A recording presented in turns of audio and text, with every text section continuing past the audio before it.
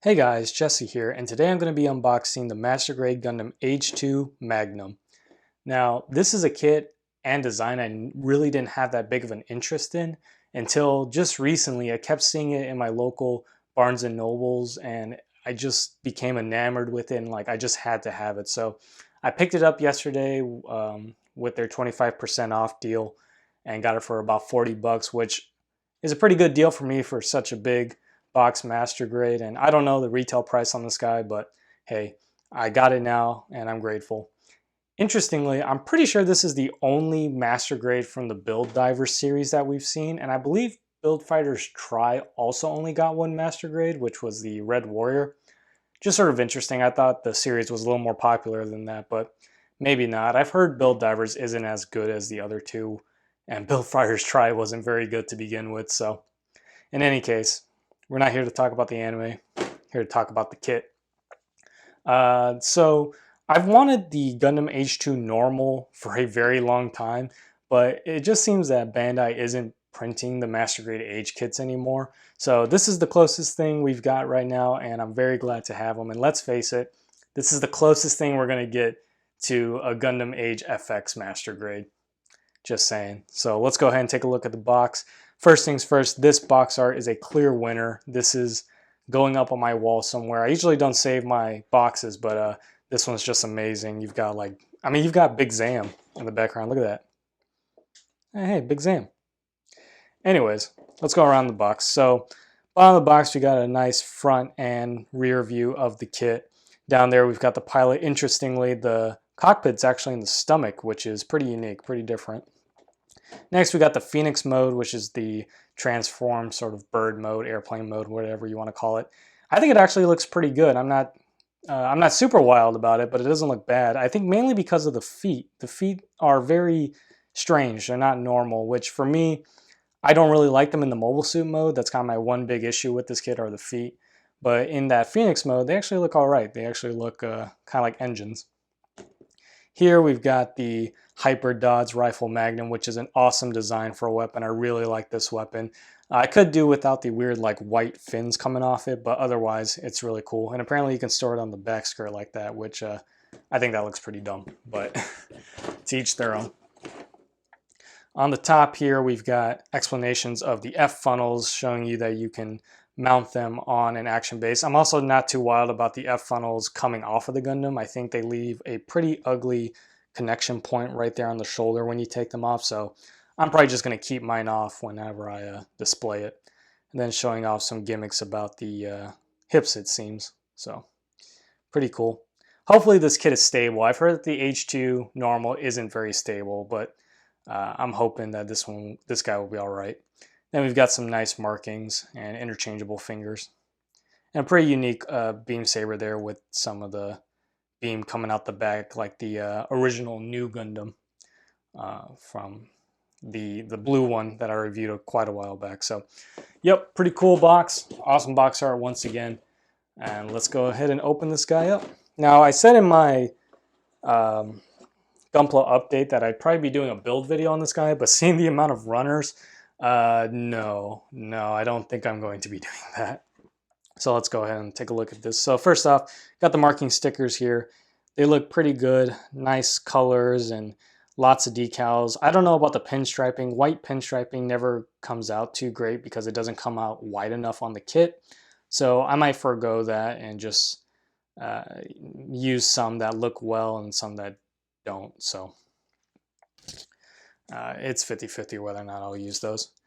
Beam Saber effect parts, same ones as the Exia.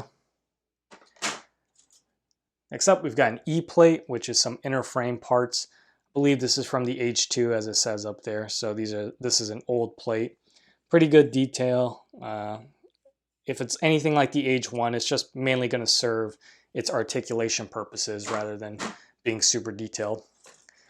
Next up, we've got a L1 plate. This looks like to be a new plate with all the new armor pieces for the Magnum, and they look great.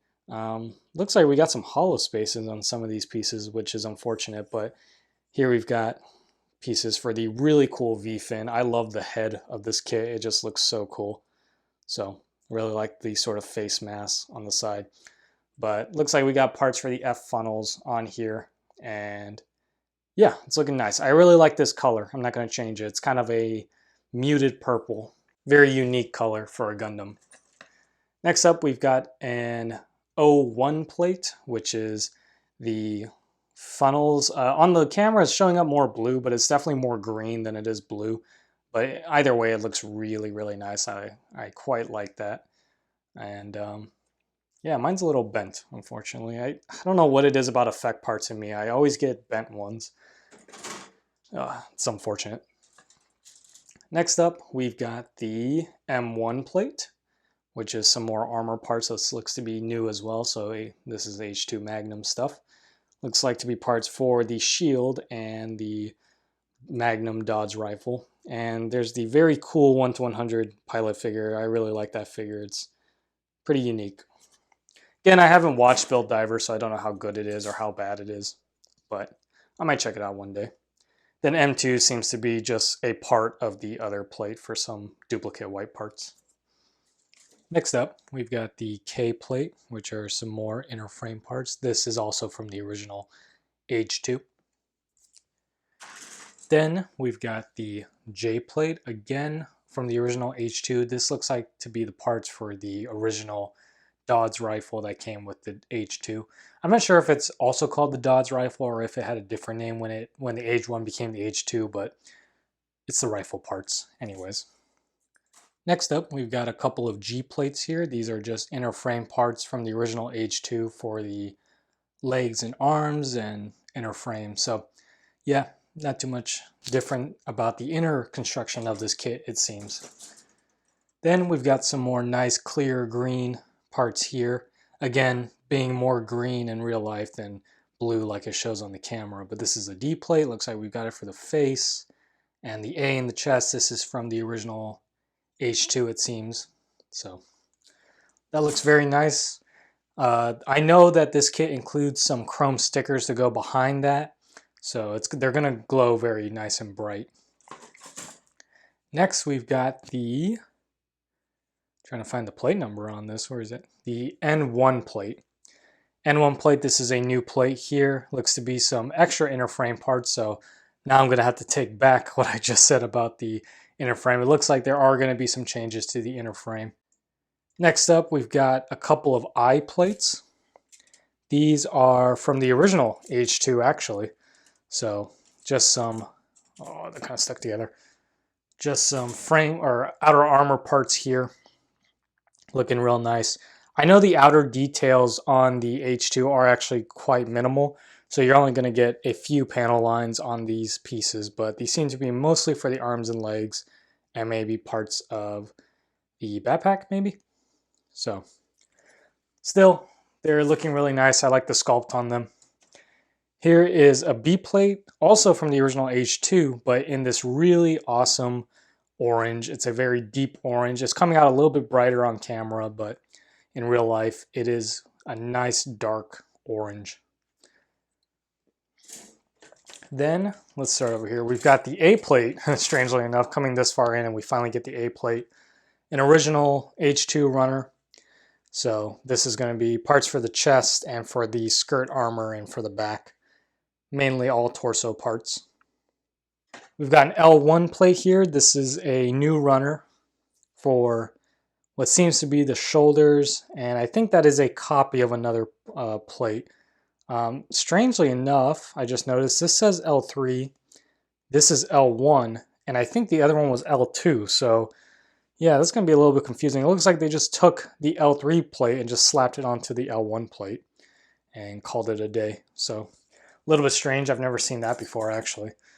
Polycaps here. Even more polycaps. Strange. Actually, I take that back. My mistake. These aren't polycaps. These are just more inner frame parts. This is N2. Looks to just be a piece of the N1 runner. Sorry, these are polycaps. So, quite a few polycaps on this kit, but I don't think we'll be using all of them. The E plate will be from the original H2. Some head pieces and some skirt pieces, and nicely enough, we actually get the original 1:100 scale pilot here in the standing pose and just a generic pilot figure. Well, generic for age, Gundam age. But I think this is the one we're going to be putting in the Gundam. Would have been really nice to get a new original pilot, because even the other Build Fighters kits, like the Sengoku Astray and the Fenice Renashita, they came with original sitting pilot figures. So the fact that we're just going to get this generic one is a little disappointing, but otherwise, looks like we're going to have a few leftover pieces from the head, which is always nice for customization.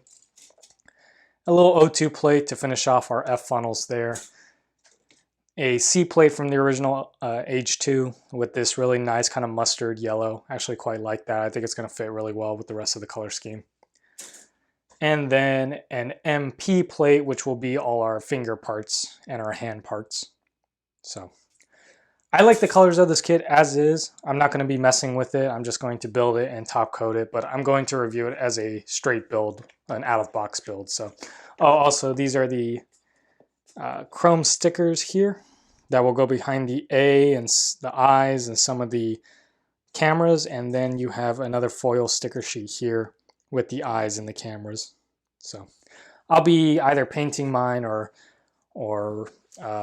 putting some chrome behind them to make them shine, but I won't be using the stickers. Lastly, we have the manual. Another nice shot of the box art there. Very stellar. I love that box art. On the back, we've got a nice front and back picture of the H2 Magnum here. Nice little painting guide for our figure there. And they've stopped calling it the 1-point step finally, and they call it a quick tip for the lining process, so that's cool. Let's get to the middle of the manual, which is very nice. All in English as well. So they've done that for about 2 years now, maybe a year and a half. So it's nothing new, but it's still really nice to see Bandai making these bilingual. A lot of shots from the anime, a couple of shots here of the kit itself in its transformed mode.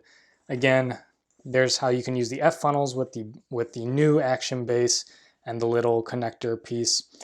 And then, like I said, I don't really like how the front of that shoulder looks without an F funnel on there, but yeah, I think I can deal. And this, just showing off this little shield, which is kind of strange to me. I don't know. I like how the beam sabers store in this kit. They actually slot into like a little holster in the back skirt. I think that's just super cool. And then that seems to be about it. The construction seems pretty normal. Pretty big decal guide here. And then we've got instructions on how to transform it. I will transform it for the review because I won't be painting this before the review, so I don't mind manhandling it. But it does seem like a pretty simple transformation, nothing too crazy. So, gonna be a fun kit. I'm gonna get started on this right away, and hopefully I'll have it built up soon, and hopefully I'll like it because, like I said, I'm not getting another H2 anytime soon, unless Bandai decides to finally make one. And look, I've got a rogue piece of plastic. Looks like something denubbed itself for me. Anyways, thank you all for watching, and I will catch you all next time. Bye-bye.